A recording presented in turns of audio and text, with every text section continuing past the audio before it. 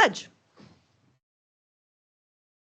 I pledge allegiance to the flag of the United States of America and to the republic for which it stands, one nation, under God, indivisible, with liberty and justice for all.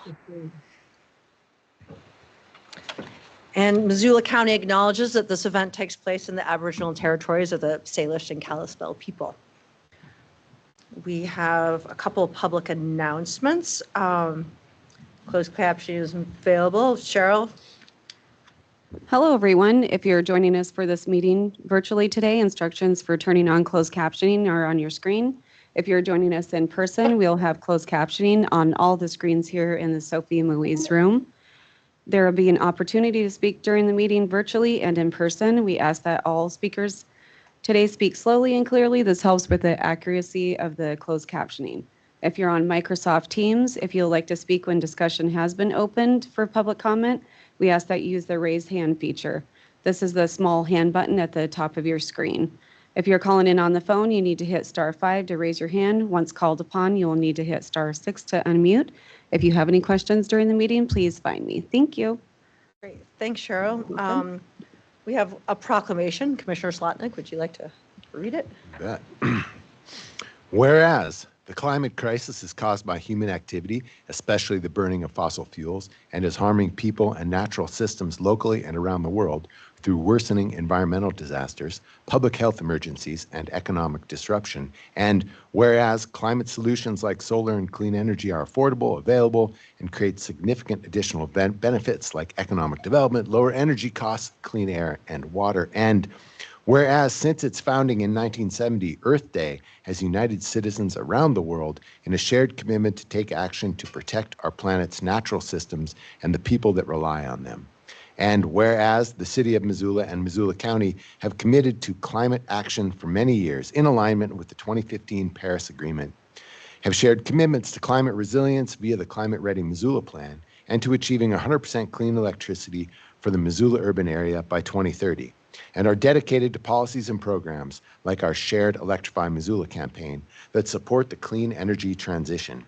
And whereas the Earth Day 2025 theme of Our Power, Our Planet recognizes the urgent need for global investment in clean energy and energy savings. It also underscores the significant social, economic, and public health benefits of climate solutions within our county and offers a role for everyone to act. Now, therefore, we, the Missoula Board of County Commissioners and the City of Missoula in the state of Montana, do hereby recognize the 22nd day of April 2025 as Earth Day, and call on our communities, including all residents, businesses, and institutions, to engage in the meaningful climate actions that are necessary to achieve our goals. Dated this 21st and 24th days of April 2025, signed Andrea Davis, Mayor of the City of Missoula, and Juanita Barrow, Josh Slotnick, and Dave Strohmeyer, you are Missoula County Commissioners. Thank you. Is there any public comment on items not on the agenda? I'm sorry? Is there someone online? Oh, thank you. Or would anyone like to speak to Earth Day? Okay. We have a current claims list as of April 2nd, 2025 to April 15th, 2025 by the Commissioner's Office totaling $4,383,544.82. We have 246 hearings, and we'll begin with Patrick Swart with the fire bucket. Meadow subdivision, sorry. Good afternoon, Patrick Swart with the Office of Planning, Development, and Sustainability. And today we have the second hearing for the Fire Bucket Meadows subdivision. I'll begin with just giving a quick recap of our last hearing, which took place on March 27th, 2025, where the staff report was presented. In addition to that, commissioners, you heard public comment where concerns were brought up. One of the big concerns was around groundwater availability. And as a result of that, you decided to delay the hearing to today and requested some more information. Since then, PCI has been working with the owner, and they have contracted with a hydrologist to prepare a groundwater analysis.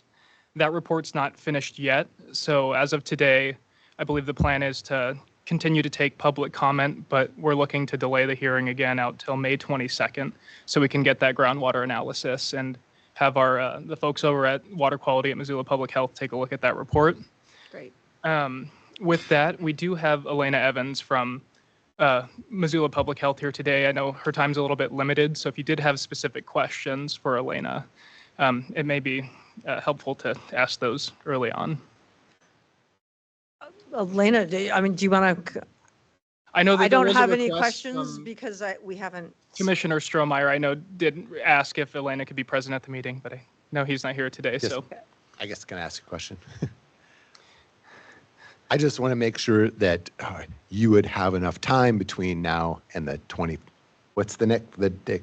May 22nd was the May proposed hearing 22nd. date. And do we know from the developer's representative that they'll be able to get Elena info with plenty of time for her to review that info? And how much time do you think you would need? Yes, hi, Elena Evans, Missoula Valley Water Quality District. I'm aware of the timeline crunch, and I will, if with a week's time, I will make sure that I'm a week, the more time, the better. But I you're know this is urgent, and therefore I will make sure that we have substantial time to review it. Okay, so I just want to make sure that the developer and developer's representative get the info to Elena, not at 1 o'clock when we have a meeting at 2 o'clock, but with plenty of time for her to actually review the material. And do you think that would take you a week? Yeah, a week is needed to review the material prior to a public meeting, given other commitments on my time. Sounds great. So if you have a calendar in front of you, the date you said was May 24th, May 22nd 22nd? is the proposed So if we go a date. week ahead of that, what would that be? The 15th of May. So it would be great if the developer and developer's representative could get that info to Elena by the, say it again, 15th of May. do you guys feel like you can do that? Thank you. Great. And if it can't happen, let us know and we'll postpone again. We're just not going to do it on a rushed timeline. We want to make sure Elena has enough time. So thank you. Thanks for indulging me in math. Yes, of course. I don't know, Ron from PCI, do you have anything to add, or that works for you? Okay, wonderful. Thank you, Elena. Thank you, Elena. Thank you, Ron. And Patrick, I guess, is there? Yes, so there were public comments received between last meeting and this meeting that have been included in the agenda packet. We did receive 2 additional ones after the agenda was posted. So for the record, I was just going to give a quick overview of the key points of that. And then from there, if that works for you, we can move into public comment for the room and online. Wonderful, thanks. Okay, so the first comment expressed concerns around development being split amongst those 3 tracks, referencing we had an initial meeting about 3 separate minor subdivisions and stating that they feel this should be reviewed as a major subdivision as opposed to a separate minor subdivision. They stated that approval of the first minor may set a precedent for approval of the others with minimal oversight, and stated there's concern about lack of transparency regarding their full development plans.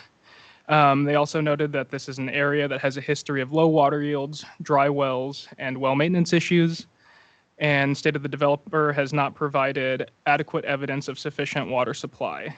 They also noted that the fire suppression system, specifically the residential fire sprinklers proposed, may be ineffective due to an unreliable water resource, and noted that the fire station that's approximately 1.7 miles away isn't always staffed.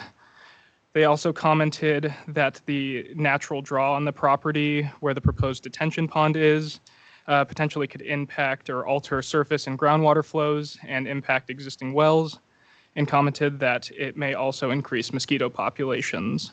They addressed steep slopes, saying that wells and septic systems on steep slopes pose a risk for seepage into groundwater and spring-fed areas, and noted that future development could intensify this risk. They also addressed that the development's broader impacts, again, have not been fully assessed because they believe that the 3 minor subdivisions that they met with the county about should be reviewed as a single major subdivision project. The second comment we received, again, reiterated that the original lot was created in 1979. through subdivision exemption and did not establish road and utility easements. They mentioned that the 1986 court order required those easements to be established, but they never were, creating what they described as a legal limbo, and stated that Tex Cates, the heir to the developer, expressed a willingness to resolve those easements, but lacks clear legal authority without probate of his mother's estate. This comment also addressed the minor subdivision question, stating that by developing only Tract 48 at this time, they were in effect avoiding major subdivision review requirements, and addressed the concern of groundwater availability, saying nearby wells are insufficient and a special district was created to supply water to those lots. They also noted that the proposal may not meet county standards for dependable water source, especially considering cumulative impacts of the potential major subdivision. They also addressed steep slopes, clay soils, and overlapping well isolation zones will make it challenging to site septic systems and find building locations, and stated that large no-build zone restrictions and restrictions on irrigating lawn and gardens around the lots will complicate weed management. They stated that environmental risks from septics, cut fill, stormwater impacts were downplayed and misrepresented in the staff report, and that the tributary or a tributary of O'Keefe Creek was not addressed, and concerns about artesian wells and groundwater impacts were inadequately reflected. And then lastly, they stated that RSID waivers shift future costs for things like paths, water systems, and road maintenance to homeowners, potentially creating unaffordable expenses. Thanks, Patrick.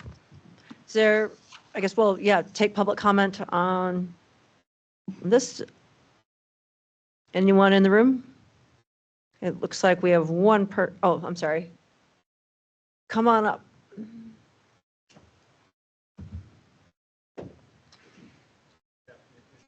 Oh, I think you need to hit the button. There we go. Hello, Kevin Curtis. I'm one of the neighboring properties to the proposed subdivision.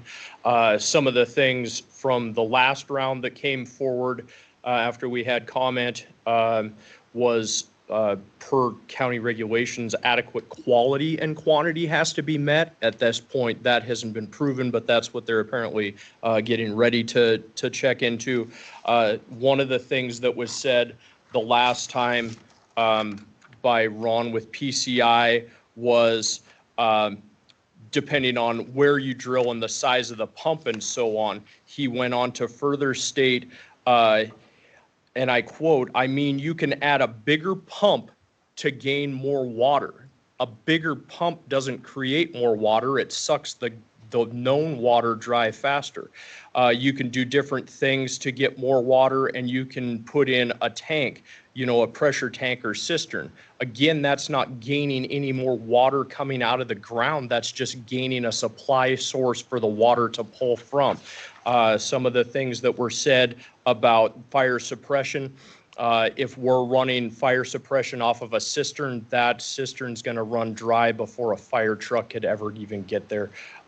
It's going to run out and not do anything, and that well pump isn't going to be able to replenish fast enough the water that's in storage.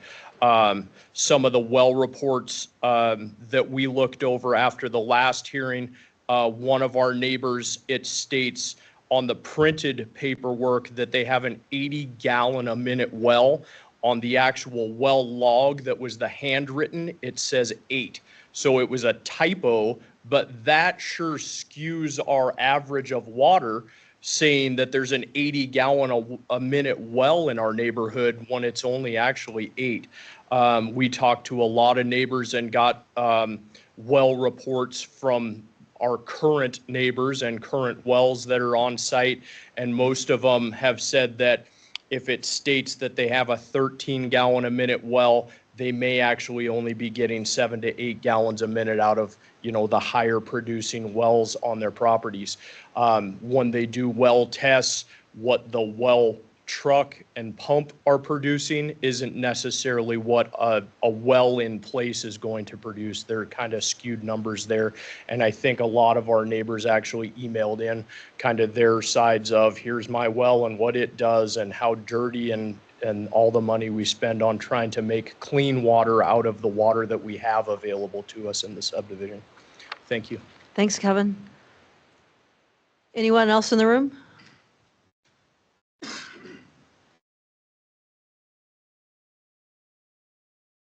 Push the button. I think it's no, still, the am I light's on? still on. You're Hey, good. I'm Gordon Schmill. I'm also one of the landowners that butt up against the properties that are being looked at being subdivided. I'm one of the ones that sent in paperwork here that was read. And I just want to reiterate that I believe that the developer and the landowner are trying to sidestep, trying to make it easier to pass along a development so that the other two tracks can go hand in hand, easy, without any hiccups with you folks. I don't believe this is a minor subdivision. I believe this is going to be a major subdivision. And you guys know as well as I do, there are certain rules and regulations you have to follow and certain steps you have to do in between a minor subdivision and a major subdivision. And so us neighbors, I plan on being there until you cremate me and blow me into the wind. They plan on developing this, making $3 million, $3.5 million, sell their place and go away and retire. We don't know what we're going to get out of this. And so it was stated in the last meeting, you asked, is this a segue to, I mean, are we trying to sidestep this? Are you looking at doing 2 more tracks? And it was said by him, and I can't quote him word for word, but it was like, well, I can't tell you what the owner's going to do with this property, but maybe 3 years, maybe not, I don't know. So I don't think they're being truthful with you. And but the original plan that was handed out to us, there's a plan, and they have it in place, and it's in their head. And I really think they're trying to fool you. They're not fooling us. We're here to fight. I don't think it's sustainable. I don't think there's enough water. I don't think the slopes, the grades, the area. Had they just came to us and said, we'd like to break this up in 10-acre tracts, that may sustain the groundwater, the availability and stuff like that. That may sustain some housing development there. Not 15 homes, not 20 homes, not 25 homes. I just don't believe that gully or that area is sustainable water-wise or land-wise. So we're going to continue to fight this, and we want to make sure things are right. Thank you. Thank you, Gordon.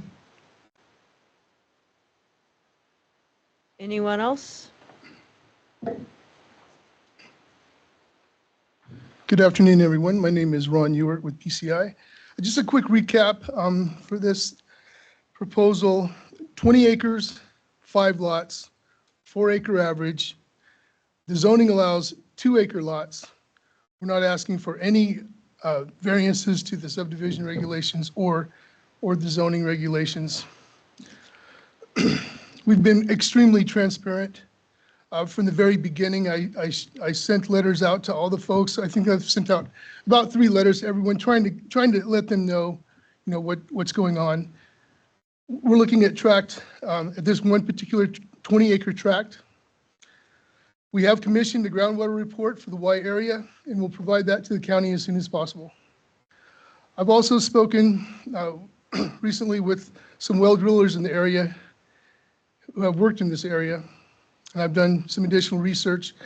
The submittal packet contains information on groundwater that we've discussed. What we know is that in the Y area, because of the variations of the hydrogeological characteristics of the substrata, finding plentiful groundwater can be inconsistent. That first one. So the Y area and the area to the northwest contains what's called a TS unit. It's a tertiary consolidated sedimentary rock aquifers, where the underground is more mixed, it's more topsy-turvy, if you will. Unlike south of the interstate, where we have the Quaternary unit with alluvial and basin fill unconsolidated deposits. For a more unconfined aquifer where water rather freely moves through layers of sands and gravels beneath the Clark Fork Valley corridor and under Missoula. There is plenty of groundwater in the TS units, but those aquifers are more confined due to the variations of the substrata. And importantly, because of this, this creates a lower potential for transmissivity between wells, as you would have, let's say, in the yellow down below. The amount of groundwater used by a single-family home with a small amount of allowable irrigation in the summer is very low, considering the amount of groundwater present in the area of the home as well. Second, please. I think it's also important to consider the sheer distance between wells in this area. We are proposing to add 4 wells over a 20-acre property. That's a lot of area if you stand there on Fire Bucket Loop and look across it. Just to give an idea of scale, the distance from the Sparks home to the Curtis home is 3,000 feet, well over a half of a mile. The wells on Leesman Lane and others are over and across this wide gully. The neighboring wells that are actually nearby are upgradient of the proposed wells. We also know that newer technology and proper well construction, including experience of the driller, materials and information, equipment used, grouting, gauging the underground layers as they drill, perforating the pipe through permeable layers, and determining how to construct the well in advance as they drill ahead through the layers are all very important factors in constructing a successful well. Many people in this area use cisterns where their well slowly fills the tank for water use as needed. Just to give a mathematical example, let's say you only get 3 gallons per minute. If you ran your cistern pump for 24 hours, that's 4,320 gallons. That's over 10 times as much as you need for the day. And most cisterns are considerably smaller than that, like most of them are around 400 gallons. Potential buyers should know in advance that drilling for groundwater in this type of aquifer may produce inconsistent qualities and results in terms of quantity, and they should be prepared to consider use of a cistern. So essentially, number 1, there is adequate groundwater for single-family homes at this low of a density. It's a matter of using the right techniques and hopefully drilling in a good spot. And 2, a single-family well will have little to no effect on existing neighboring wells with this type of underground substrata, at least as compared with the Quaternary in the Missoula Basin, and also because the existing wells are either upgradient from the proposed wells or the existing wells are located a significant distance away. So I just want to throw out those 2 things. Thank you. Thank you, Ron. Is there anyone else?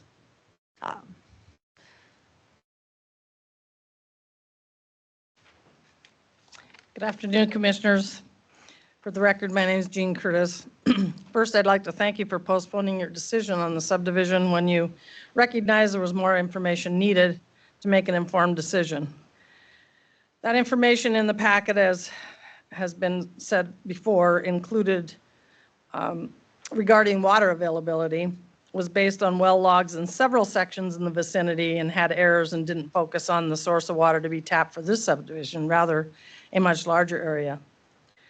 It's already been talked about with the bigger pump, you just pump it dry faster.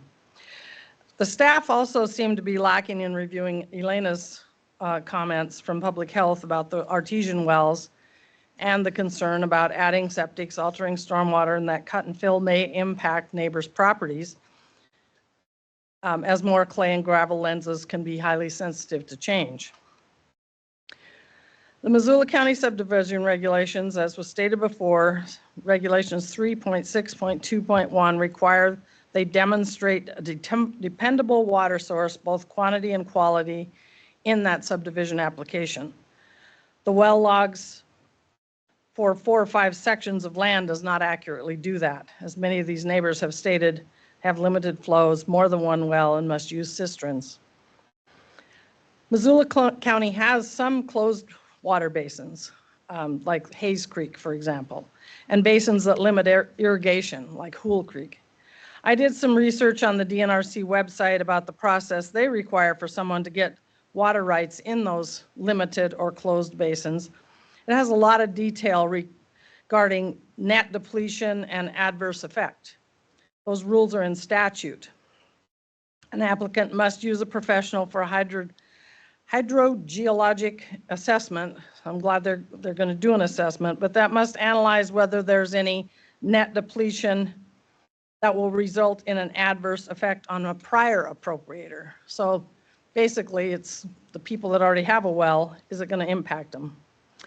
For groundwater applications, they must also describe how those wells of the prior water rights will be lowered and the rate and timing of depletion of connected waters. I'm glad that Mr. Ewart gave you a picture of showing the difference in water out there, because it really is a different thing. Another person that you may want to have staff get some information from is, I don't know who is your person that oversees the Sunset Water District now through the County Public Works, but I mean, they can tell you what a challenge it is out there. I know the subdivision regulations don't require that hydrogeological assessment, but maybe it makes sense to have Mr. Sparks pump his well with a big old pump for 24 hours and then measure what happens to the neighbor's wells. Maybe that's what this assessment will do. I hope so. It's good to listen to the people who live there. I'm sure all of you at some point in your time as commissioner have heard about Mullen Trail. I know I did when I was commissioner. Mullen Trail subdivision was approved ignoring the locals' warnings about high groundwater and annual flooding from Grant Creek. It was approved and even allowed basements. Lots were sold, houses were built with basements, groundwater came up, the creek flooded, and the county was sued. This time, what I hear the locals saying to you are these things. There's a shortage of water here. The well logs submitted don't tell the real story. The water we get is very high in iron. We have low producing and dry wells. Several of us have more than one well. We have to use cisterns. We don't irrigate our fields as there's not enough water. A few people get water from artesian wells that could be adversely affected. We're not saying we just don't want more neighbors. We're concerned about water. We're worried about the water for our own houses and livestock. If this subdivision is approved and the lots sell and the new owners drill a well and put a septic in clay on a hillside, my water may disappear and the wastewater could get in what little water we have, as you've been warned by Ms. Evans. I know very well that you must take into effect findings of fact and conclusions of law regarding subdivision approval or disapproval. It seems to me the neighbors have worked hard to provide you with adequate findings to at least make the Sparks prove they can provide enough water, good water, quantity of water, without adversely affecting those existing water rights. Without such an assessment, can you really conclude that they meet the required regulations? And are you confident the neighbors won't be adversely affected? Once the subdivision's approved, lots are sold and wells are drilled, there will be no recourse for those who end up with a dry well, but to come back to you and say, I told you so, and now what are you going to do with taxpayer money? I feel bad for the Sparks, as most people invest in land thinking it'll be a nest egg sometime in the future. But with our changing climate and demands for water, this will not be the only time that you have a hard decision to make, because the carrying capacity of a particular piece of property is not enough to support additional development. I'm glad you read the resolution on Earth Day, and I know that the commissioners have already demonstrated your concern regarding climate change. This water issue will only continue to get worse. So I look forward to hearing what their results say. And I have the paper from the DNRC about what they do, and I'll just hand that to Elena since she's going to be doing your evaluation. Thank you, Commissioner. Thank you. Is there anyone else in the room? Yeah.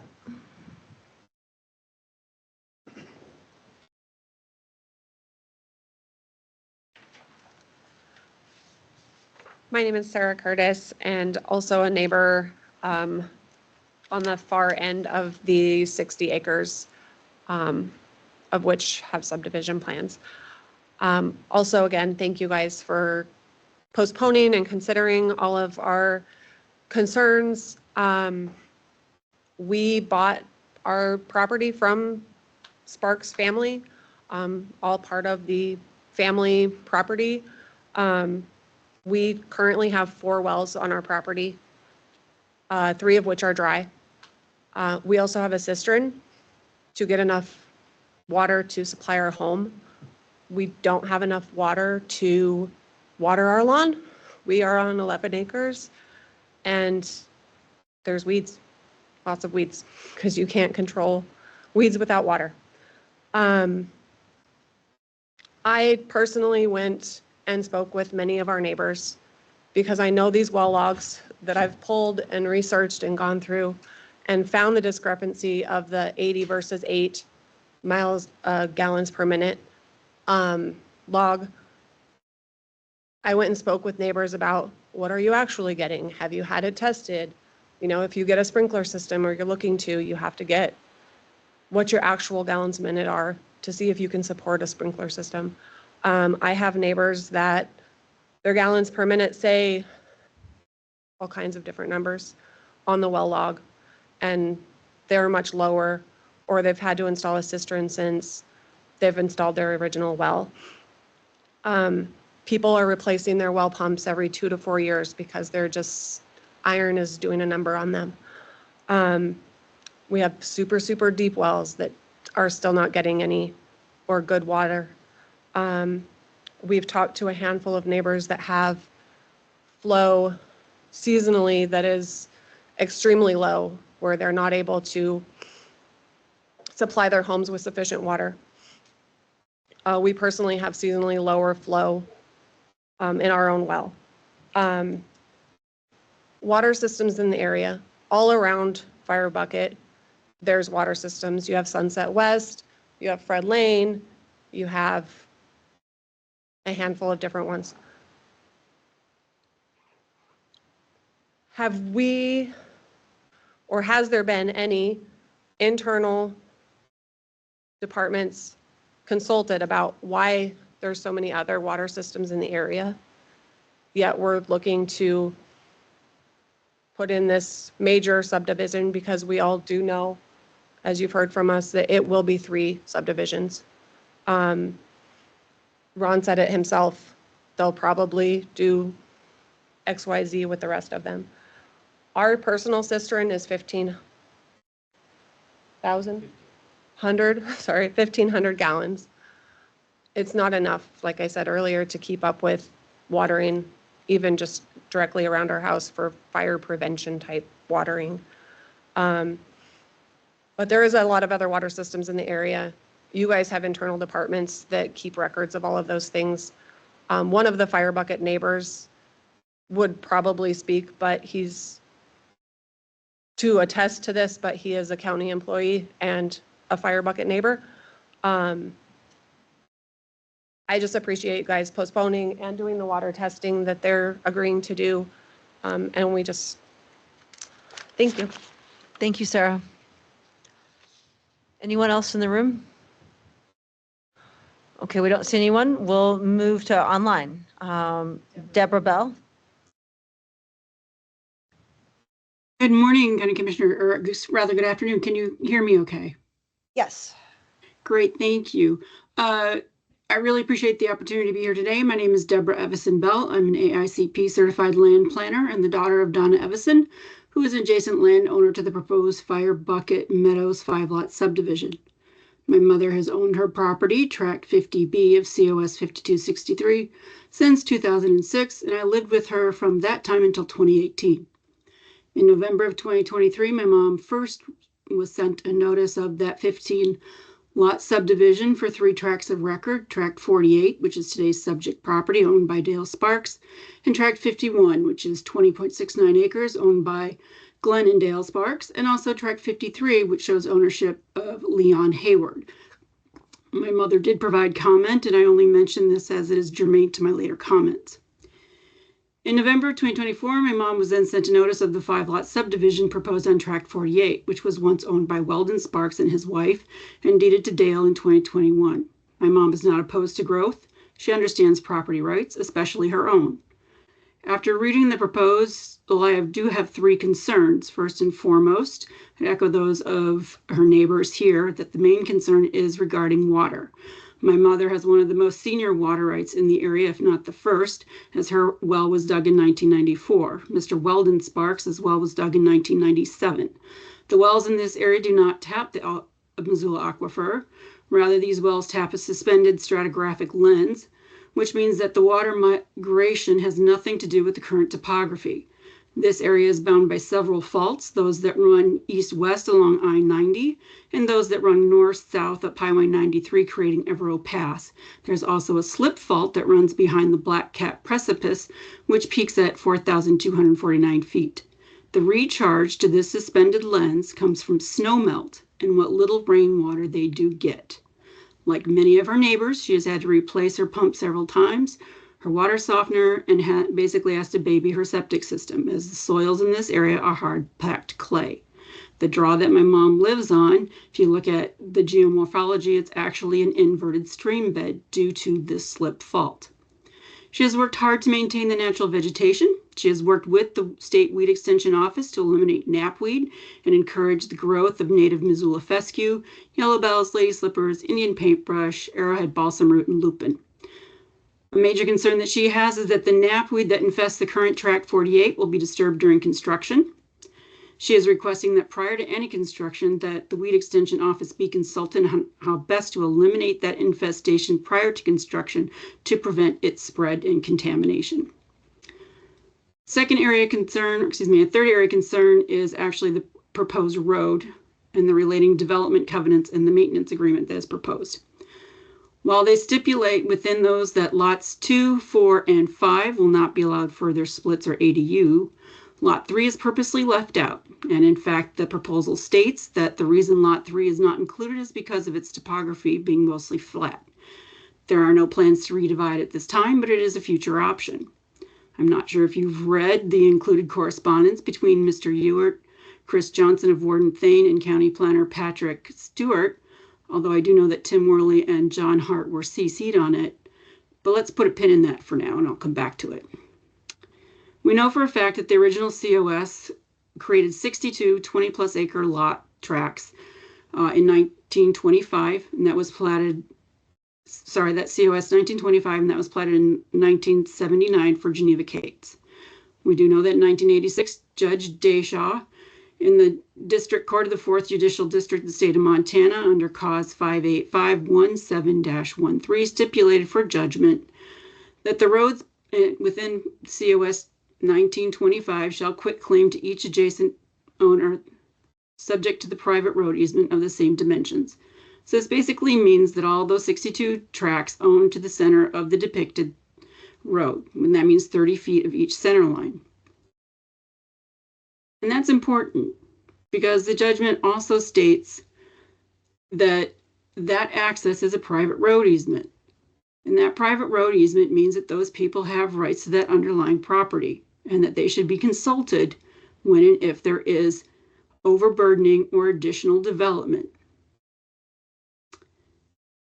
Further, this access is also depicted and stipulated on Certificate of Surveys 4865, 5858, 5866, and 5918 as a private easement. It's also important to note that in the judgment, 52% of the original tracts having been sold and dwellings constructed and occupied by that the HOA shall then take steps necessary to create a special improvement district for paving the roads. And this was done in 2006. My mom was part of that. The judgment also states that each property owner shall be responsible for the installation and maintenance of utilities to a tract or parcel of property in which that individual or entity has ownership.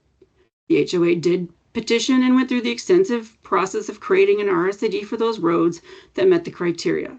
It was argued then by the Sparks family that the criteria for the back portion of Fire Bucket Loop did not meet the threshold as 52% had not been developed, and so they were not party to that portion of Fire Bucket being reconstructed.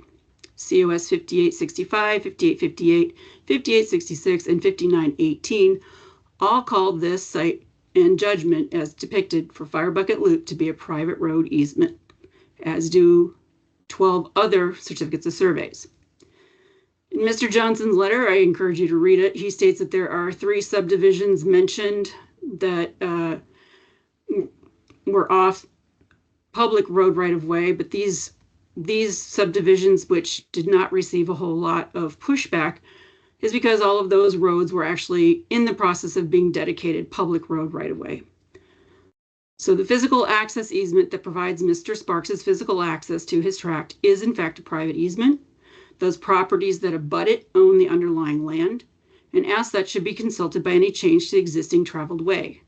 The proposal is for 5 lots currently, and this requires a 24-foot gravel road with drainage ditches on both sides. The covenants and maintenance agreement do not stipulate the need or schedule for biannual maintenance, dust abatement, snow removal, or contemplate the need of a necessary snow removal storage.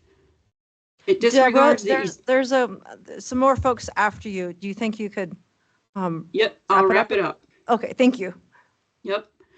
So they disregard these concerns. The request is that the subdivision be further conditioned, if approved, and that any additional subdivision that is created that uses the existing private road easement of that proposed 24-foot road be paved and brought up to county road standards so that those lots within the Fire Bucket Meadows subdivisions and those subsequent subdivisions create their own RSID for maintenance. Thank you. Thank you so much. And if you have more, obviously, please share, shoot us an email. Will do. Thank you. Okay, thank you. Donna Evanson.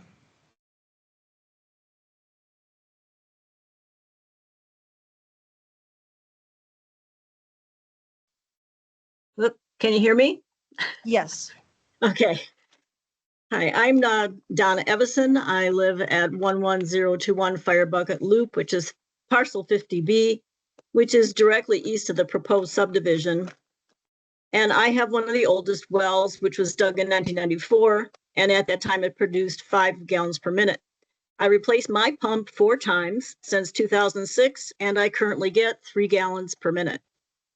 I was part of a survey through the Missoula Valley Water District in 2021 through 2022, and I have provided the commissioners with information on that survey. However, I would like to point out, since we were talking about seasonal fluctuations, in 2021, water in my 200-foot well in April was at 117 feet. Which dropped to 155 feet in August, or it dropped 38 feet.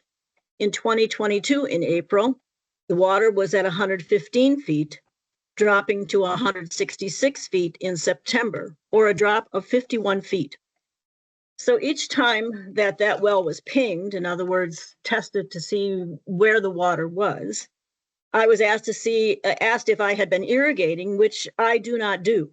With my well, I have no sprinkler system. I collect snow melt and rain from my roof and have a 4,975 gallon capacity to store water for my trees and a small lawn in the back of my house during the summertime when there is no rain in that area. And even with saving that much from rainwater and snow melt, I run out.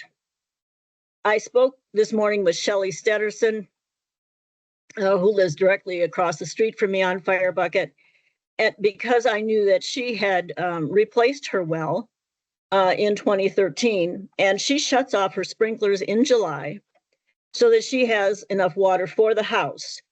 Even though she has a cistern, which has been recommended that this is a miracle thing. Cisterns are great, but if you don't have water to put into it, what good is it? So she has to modify her usage in her house so as not to run out even with her cistern. And if you do run your pump 24 hours in order to fill a cistern or a fire suppression system, you're going to get into a situation worse than what I have in just replacing your pumps. So our concern, Shelley's and mine,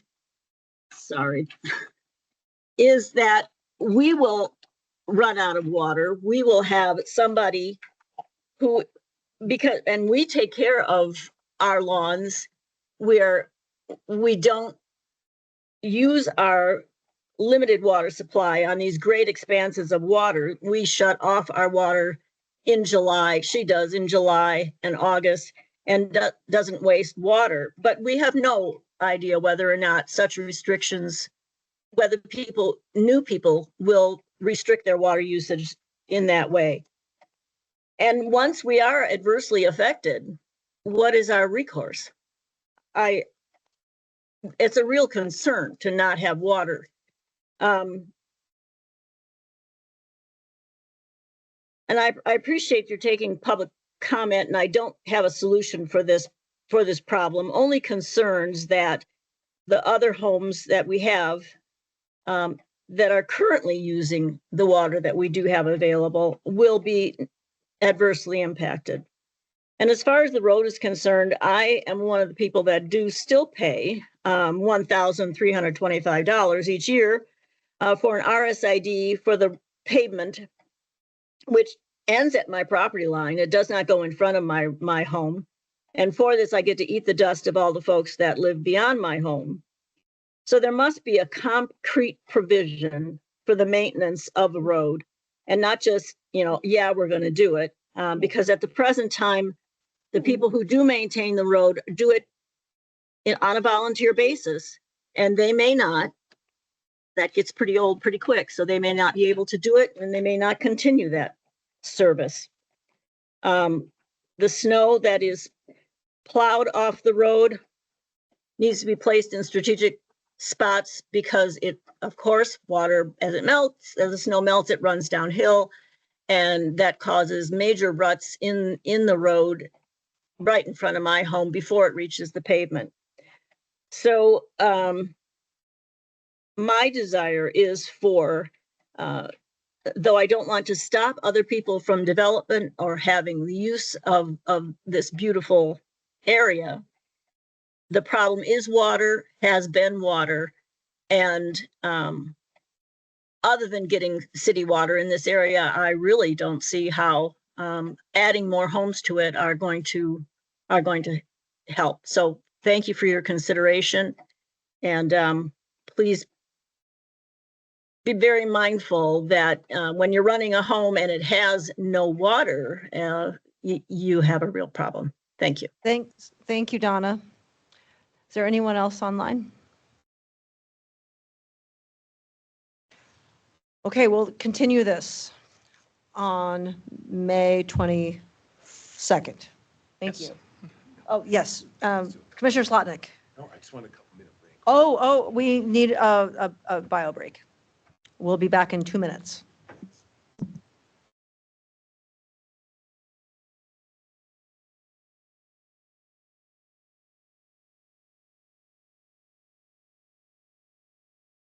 Good afternoon. I'm Matt Heimel with Planning, Development, and Sustainability.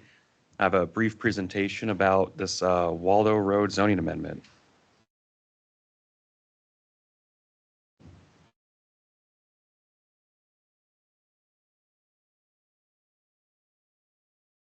Just gotta click all the things. Okay.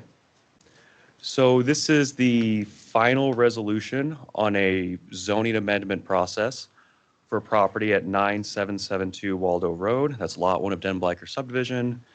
The applicant is TLK Properties, represented by IMEC. So just to recap where we are in the Y, and it's a just under 10-acre parcel at the northwest corner of Waldo Road and Highway 93 North. The parcel is currently undeveloped. The current land use designation from the Missoula County Growth Policy is Commercial Center, and as such, it is in the Commercial Center zoning district. However, there is a special condition placed on this property dating back to 2020 that requires the prohibition of basements and elevating structures, and this was placed back in a rezoning in 2019 as a form to mitigate sheet flooding hazards.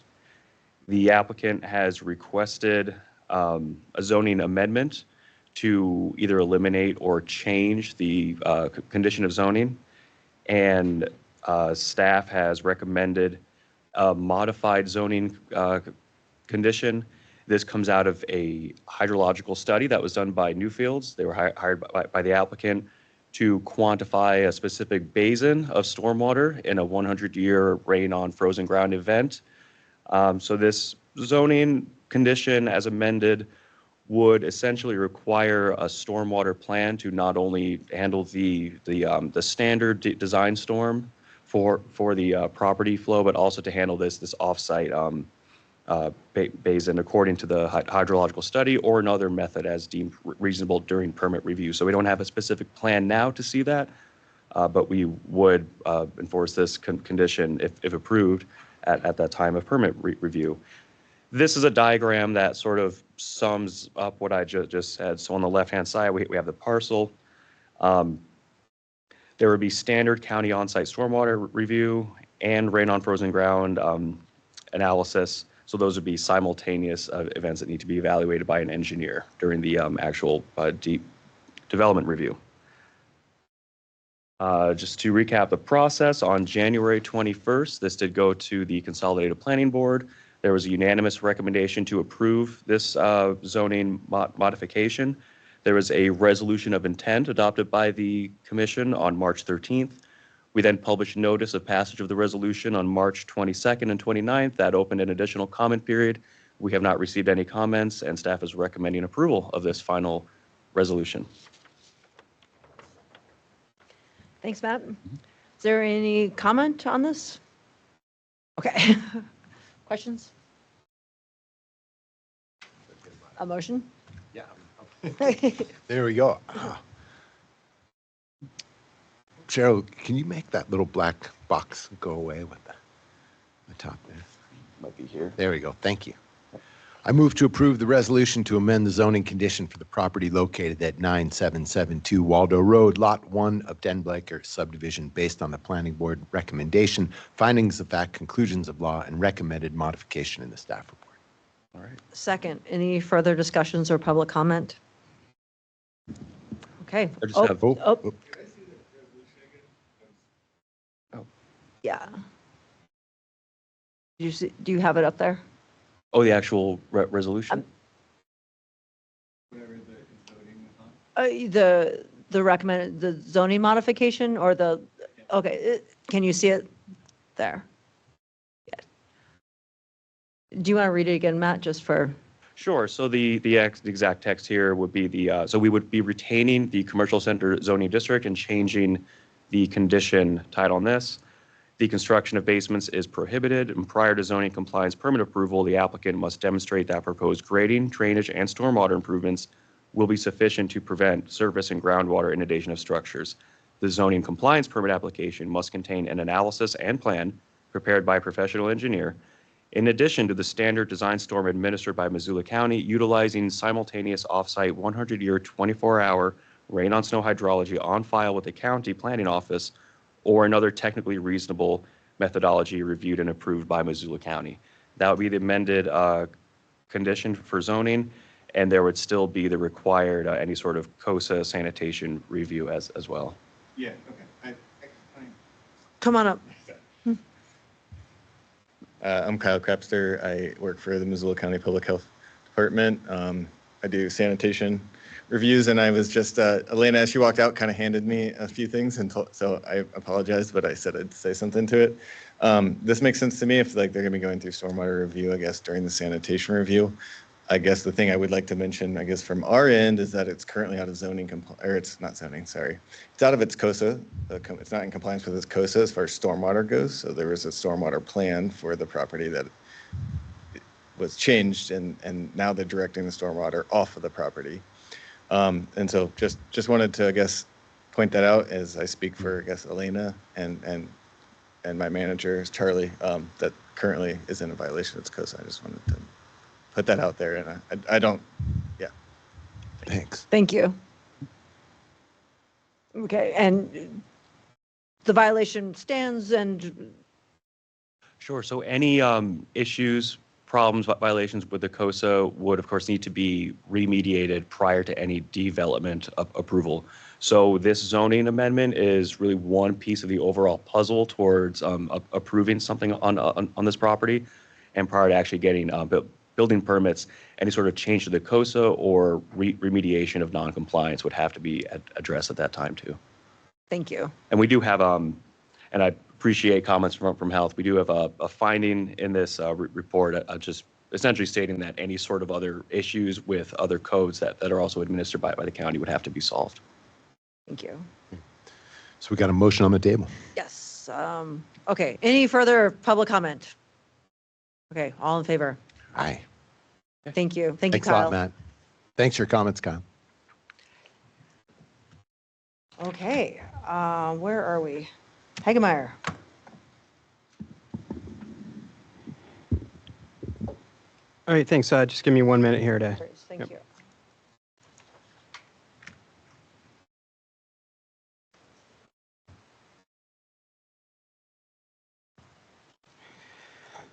All right, I'm Andrew Hagemeyer. I'm the Community and Economic, let me try that again. Community and Economic Development Director for Missoula County. I'm filling in for Flana. This is a Flana project here. What you have in front of you today is the final resolution to create the Y Improvements District. The Y Improvements District, hold on. This is part of that overall Y water system package that we've been talking about that you've already voted on in different ways. So this would create the special district. This would allow us to purchase that water system once the developers have completed building it, and it would allow us then to operate and maintain that district over time. So if members of the public are curious what a special district is, it's a district that uses assessments on properties to pay for improvements. There's a whole host of different types of districts, and under statute, we're using the special district component. So what will this one do? It's really designed for operation and maintenance of the system. The acquisition is being funded through TIF. So this district doesn't actually include a budget for acquisition. This is actually a typo. It's $100 per month, but the district will accept not to exceed $100 a month to the people who connect to it for operation and maintenance. It will likely be lower than that. We just had to put a do not exceed number in. So the district boundaries, it's very simple. So if you see, this is the Y, the yellow lines on this map is I-90, the red line on that map is 93, and we've got two properties that are not connected. One is the Grass Valley Industrial Subdivision, and that's on the southern end, and on the northern end is the Montana Knife Company, and they will be the initial two properties in the special district. So what we were doing right now is the commissioners held a hearing on February 6th with and they passed a resolution of intent to create that district. We sent out letters to all the people affected by that district, so the two property owners at that time, to see if they wanted to protest the creation of the district. And of course, they both said no, or they did not actually respond. So they did not protest the creation of that district. So with that, you are allowed, under law, to move forward with approving the district if you so choose, and I have a motion there for you. That it's probably poorly worded, but you'll muddle through it. Yes. As I would want to do. So I just want to say a couple of things. First, thanks a ton, Andrew, and I also really want to extend thanks to the folks at Montana Knife Company and to Grass Valley Industrial. There was a real infrastructure riddle to be solved here. These two companies wanted to go forward, needed to go forward with industrial development in the near future without a water system. We could use tax increment financing in our TED to create such a water system, but not on the timeline that these entities would need to move forward. So we teamed up, worked together, and got really creative. Andrew did a great job of shepherding this project along, and the two industrial developers also were super flexible and smart and able to, together, we all dreamed up a way where we could make this happen, where these guys are coming up with the costs initially, We're buying it from them, paying for it with TIF.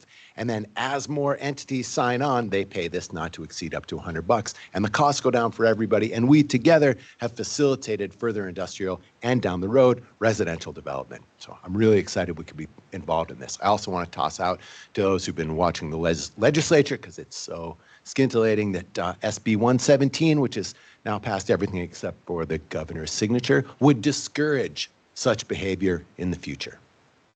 I can go into the details, but it put everybody to sleep. But basically what this would do when SB 17 becomes law, it would cap revenue we could collect from newly taxable property. It was this law, when enacted, made real, would discourage us from running infrastructure to previously undeveloped areas and creating new homes or new industrial areas where we would then be responsible providing services, but not collecting any revenue to do this. This is a decidedly anti-economic growth kind of action.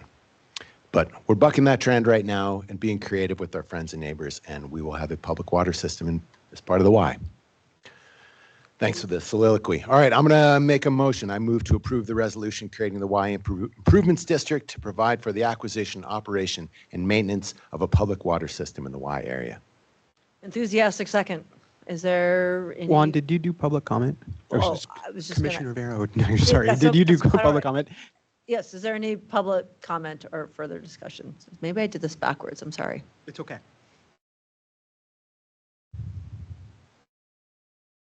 Crickets.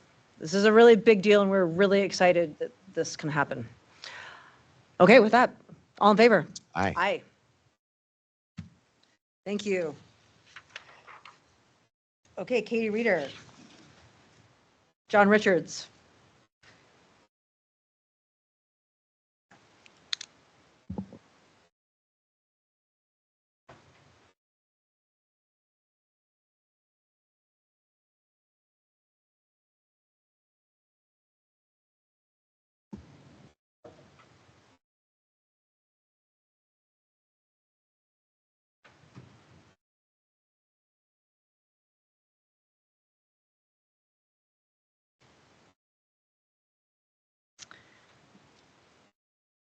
Good afternoon.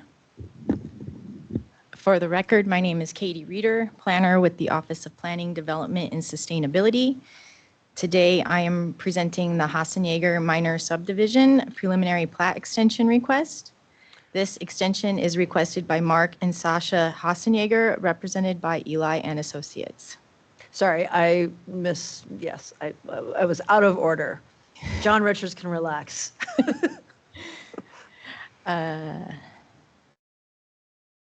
The property is located at 21590 Conifer Drive, approximately 2.3 miles north of Frenchtown Frontage Road. The property sits on a bench elevated above 6 Mile Creek, about 6 miles south of the Reservation Divide. Some project background. The Board of Commissioners approved the two-lot minor subdivision on March 10th of 2022. The original final plat deadline for the subdivision was March 10th, 2025. Staff reviews the extension requested based on the Missoula County subdivision regulations. I will go through these quickly. Change circumstance affecting the timing of the final plat plan submittal. According to the applicant's request for the extension, due to the costs of construction services and materials, significantly increasing since the preliminary plat was approved. Can the subdivider meet the new deadline? The subdivider has been actively working towards compliance with the approved conditions and has successfully addressed all but two: completion of the private road and the driveway for Lot 2. The extension request, the requested extension would provide sufficient time to complete these remaining items, allowing the project to meet the requirements for final plat approval. Validity of the governing body's decision on the preliminary plat if extension is granted. The proposed extension will not modify any previous findings of fact, conclusions, or conditions from the original preliminary plat approval by the Board of County Commissioners. No significant changes in the general area of the subdivision have occurred or are expected to occur that would change the evaluation of the preliminary plat. the disruption of public facilities and services if extension is granted. We did not identify the proposed extension will not, I'm sorry. We did not identify the proposed extension will disrupt the planning or provision of public facilities and services in the area of the subdivision. We did send this request out for agency comment. However, we did not receive any. In conclusion, staff is recommending approval with the motion on the screen before you today. Commissioners, here's your language. Thank you. Is there anyone from Eli and Associates who wants to speak to this? Or the Hassenjägers? Okay. Any other public? Oh, yes, go ahead. I'm sorry, I'm Mark Hassenjäger. And so with Subdivide, basically, as we were working on getting this thing done, it was a crunch to be able to find somebody to put in the road and meet those requirements. And also the cost is pretty high. So that's why the delay that has happened. Thank you, Mark. Thank you. Any other comments? Okay, is there? I'm only just want to say I appreciate the straightforwardness of this and the size of the font. Thank you. Yes. All right. I would move that the final plat submittal deadline for Hassenjäger Minor Subdivision be extended to March 10th, 2028, based on the findings of fact in the staff summary. Second, any further discussion or public comment? Okay, all in favor? Aye. Aye. Thank you, Katie. Thank you. Okay, now on to Clearwater Meadows.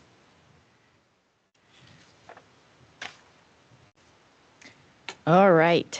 Again, my name is Katie Reeder, planner with the Office of Planning, Development, and Sustainability. Now I will present the Clearwater Meadows Ranch Subdivision Preliminary Plat Extension request. This extension is requested by John Richards, represented by IMEG. The subject property is located at 13405 Vanoy Lane, approximately 1 mile west of Clearwater Junction, at the intersection of Highway 200 and Blanchard Creek Road.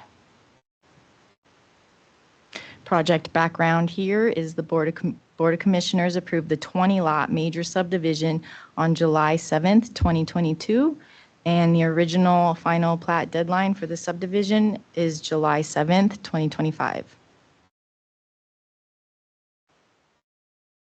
We're going to go through the review criteria for this extension. Change circumstances affecting the timing of the final plat and plan submittal. The property owner chose to delay the removal of the mobile homes to allow the tenants time to relocate, which postponed the final DEQ COSA and road construction requirements. Can the subdivider meet the new deadline? The subdivider has been actively working towards compliance with all 21 conditions of approval and has completed the majority of them. The two outstanding items are the final DEQ COSA and the construction of the private road. The subdivider is confident that the proposed new deadline will allow sufficient time to complete both and proceed with final plat filing. Validity of the governing body's decision in the preliminary plat if extension is granted.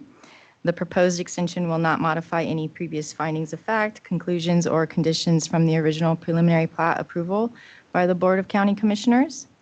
No significant changes in the general area of the subdivision have occurred or are expected to occur that would change the evaluation of the preliminary plat.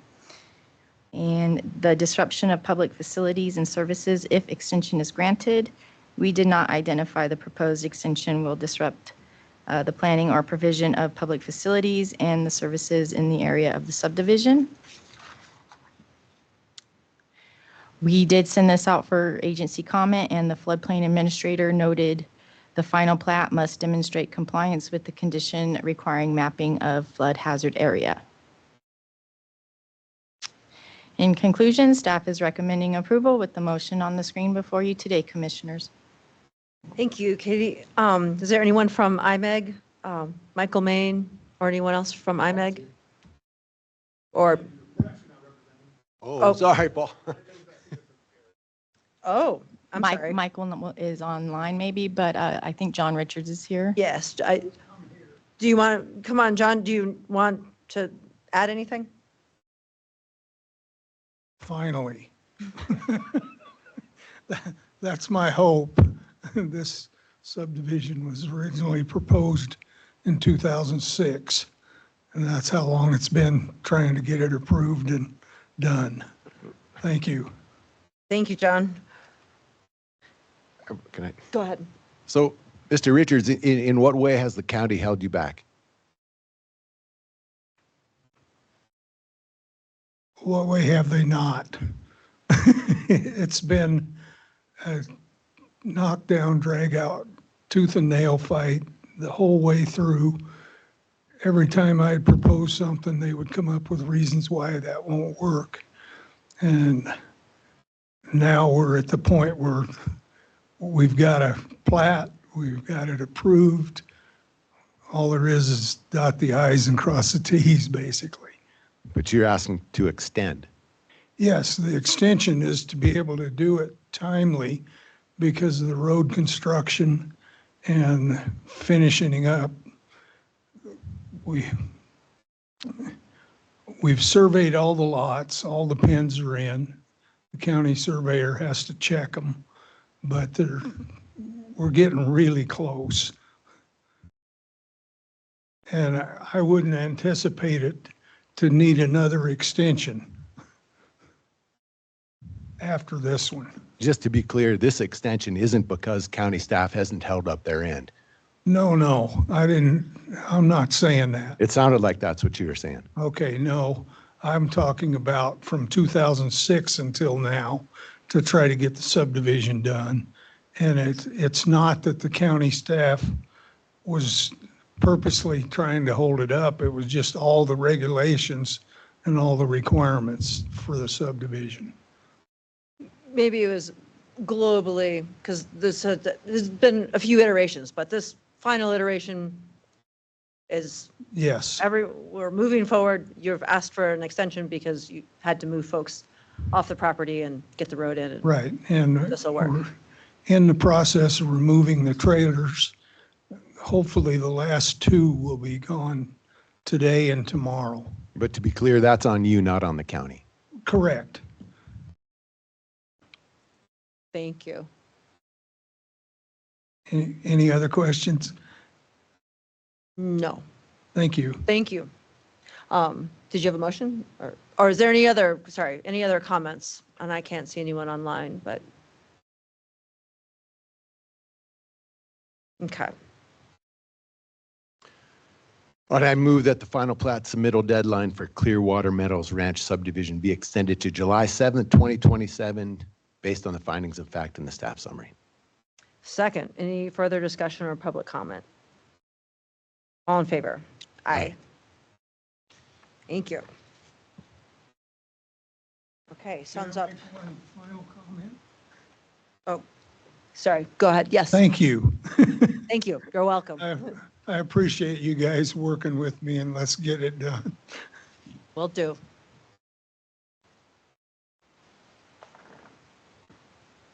Okay, Ready? go ahead. One Yes. more. We're Thanks- ready. Thank you for hanging in there with me. All right, now, my name is Katie Reeder. I'm planner with Planning, Development, and Sustainability. Right now, I'm presenting a boundary line relocation exemption requested by Suns Up LLC, represented by Voith Engineering. I want to note that boundary line relocations don't generally come to hearing, but this one is involving 6 tracks.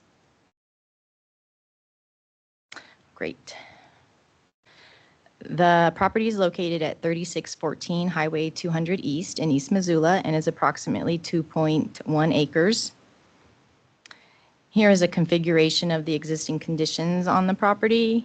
The property owner is wanting to do some buildings, build new buildings, and kind of revamp the lot. And the property lines existing will not work for what he wants to do.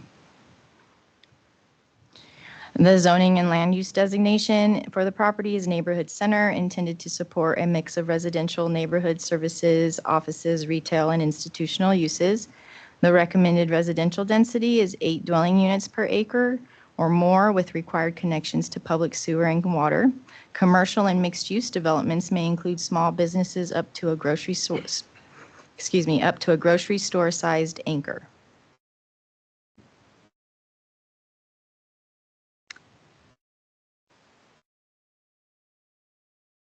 Yeah, sorry about that. The project was sent out to various Missoula County agencies. Kyle from Health commented the property will need to go through sanitation review or applicable exemptions since the parcels are less than 20 acres. And Kevin Heisler from Building noted the encroachment of the proposed structure on Lot 3 in the southwest corner is 5 feet or less, which triggers building codes related to fire separation. The applicant will either need to adjust that corner, or they would need to have they would have to fire rate the wall closest to the property line, as well as not soffit vent the roof.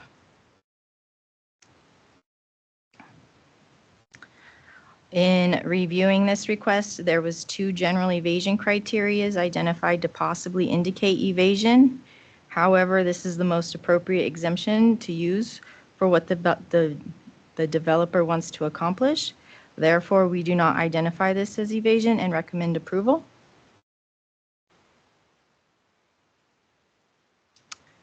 And here's the language for you today. Thank you, Katie. Is there anyone from which agency? Sorry. Hoyt. Sorry. Come on up.